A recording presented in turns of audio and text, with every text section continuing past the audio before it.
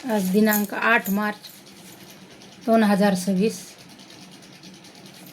प्रथम जय भीम, नमो बुद्धाय, जय संविधान।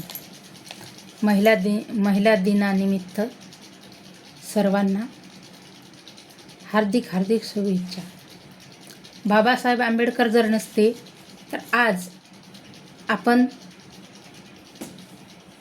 कोणत्याच अधिकारामध्ये नसतो।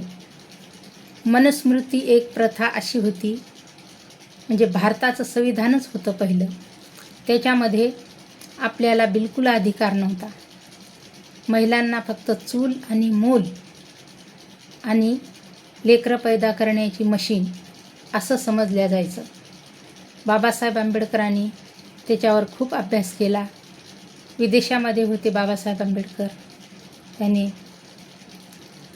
खूप अभ्यास केला आणि महिलांना बराबरीचा हक्क देण्याचा अधिकार, आईवडिलाच्या प्रॉपर्टीमध्ये अधिकार, नवऱ्याच्या प्रॉपर्टीमध्ये अधिकार, मतदान देण्याचा अधिकार आणि नोकरी करण्याचा अधिकार, आणि जी प्रेग्नंट बाई आहे तिला 6 महिन्यापर्यंत पगार चालू, मुलाची सांभाळ रेखदेख करण्यासाठी अधिकार, असं बाबासाहेब आंबेडकरांनी दिलेलं आहे।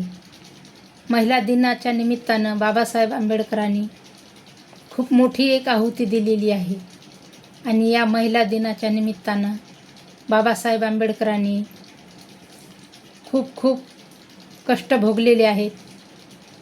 बाबासाहेब आंबेडकरांना महिलांना अधिकार देण्यासाठी त्यांना मंत्रिपदाचा सुद्धा राजीनामा द्यावा लागला, कारण त्यावेळेस काही हिंदू समाज होता, तो म्हणायचा आमच्या महिलांना आमच्या प्रॉपर्टीमधून हिस्सा द्यायचा नाही, आम्ही देणार नाही। का देणार नाही?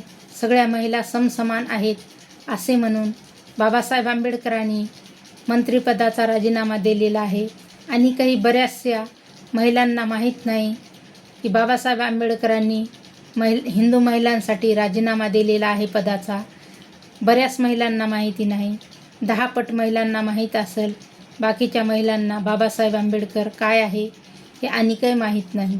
बाबासाहेब आंबेडकर फक्त एकाच जातीपुरते आहेत अशी लोकांची धारणा आहे। बाबासाहेब आंबेडकरांनी सर्व जाती धर्मांसाठी केलेलं आहे।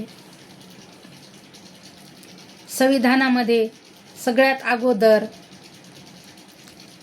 बाबासाहेब आंबेडकरांनी ओबीसीला आरक्षण दिलेलं आहे आणि 2 नंबरला एसटीला दिलेलं आहे आणि 3 नंबरला एससीला दिलेलं आहे। कारण बाबासाहेब आंबेडकर ज्या जातीमध्ये आहे ती जात 3 नंबरला आहे। बाबासाहेब आंबेडकरांनी ओबीसी समाजाला सुरुवातीला दिले, कारण ओबीसी समाजामध्ये म्हणजे जास्त लोकसंख्या आहे आणि तिथे जास्त महिला आहेत, म्हणून बाबासाहेब आंबेडकरांनी सर्वात अगोदर ओबीसी समाजाचा विचार केला। जय भीम, नमो बुद्धाय। महिला दिनाच्या निमित्तानं सर्व महिलांना शुभकामना।